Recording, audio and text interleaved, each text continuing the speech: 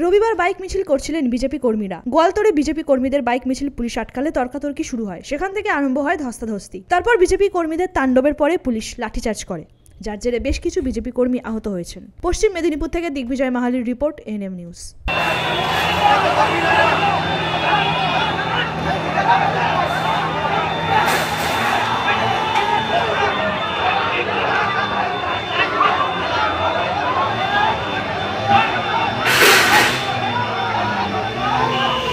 আরও খবরের আপডেট পেতে সাবস্ক্রাইব করুন আমাদের ইউটিউব চ্যানেলটি আর বেল আইকনে ক্লিক করুন নোটিফিকেশনস পেতে।